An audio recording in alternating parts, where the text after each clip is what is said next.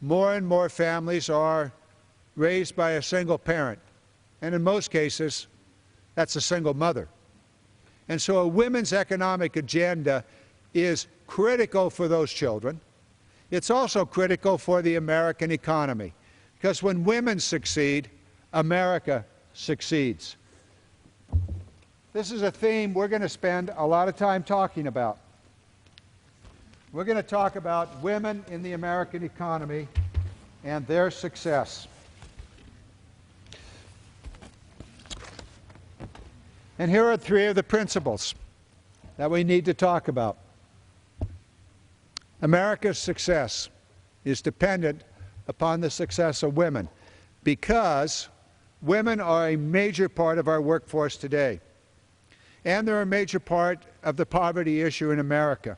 1 in 3 women in America are living in poverty or teetering on the brink of poverty. That's 42 million women, plus the 28 million children who depend upon them. And the American family has changed. Today, only 1 in 5 families has a homemaker mom, that's a stay-at-home mom, and a working dad. 2 out of 3 families depend on the wages of the working mom. 2 out of 3 families depend upon the wages of the working mom who are struggling to balance caregiving as well as breadwinning.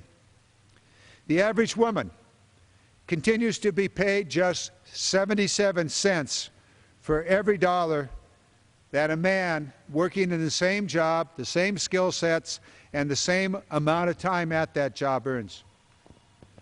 So the living wage and equal pay for equal work is critical.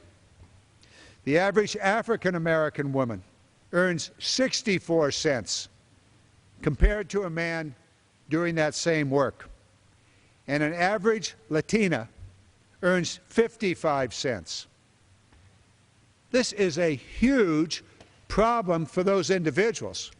It's also a huge problem for the American economy because a large portion of the American workforce is held back by simple discrimination. Obviously, discrimination based on race. An African American woman, a Latina woman, 55% of the wage that a man would earn in that same job, or 64% for an African American woman. It's discrimination for which there ought to be no place in America. Closing the wage gap between men and women would cut the poverty rate in half. Closing the wage gap for an African American woman, for a Latina woman, for a European woman, would reduce the poverty rate in America by 50%. Is this on the agenda for America? Is poverty on the agenda? You would think so, listening to the debate on the floor of the House of Representatives. How do you do it? End wage discrimination. That's how you do it. This is not a new issue. This is an issue that's been with us at least for the last 60 years. President Kennedy talked about this in the early part of his all-too-short presidency. Women are nearly 2/3 of the minimum wage workers in America, and a vast majority of these workers receive no paid sick days. Not one. Not one paid sick day. Yet these are the mothers. These are the mothers that have the children, and these are the children that get sick. So what is that mother to do? Might very well lose her job. Even though she's earning less than a man, she might very well lose her job when she does what every mother wants to do, and that is to care for their sick child. More than half of the babies born to women under the age of 30 are born to unmarried mothers. And most of those mothers are white. Single-parent family. And a woman, a white woman, earning 77 cents doing a job than a man is paid a full dollar.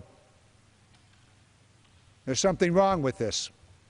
And this is something that the House of Representatives must deal with, and the Senate, and I'm sure the President would sign the bill.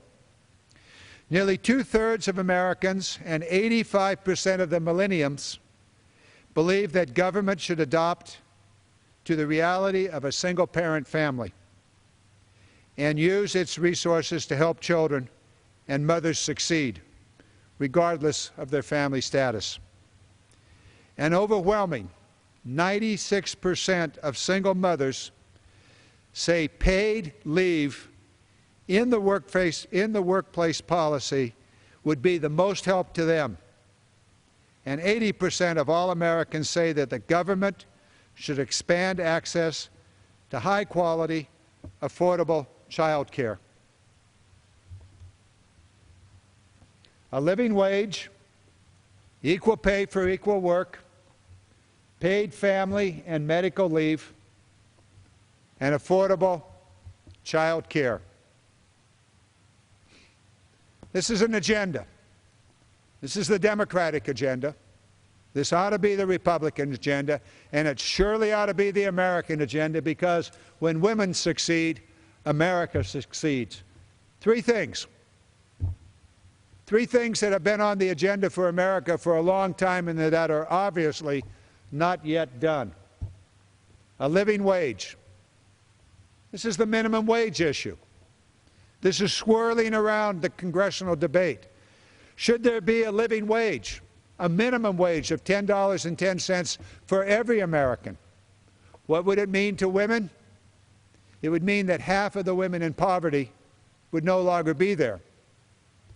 And you couple it with equal pay for equal work, and suddenly you have an American agenda where we can go after poverty.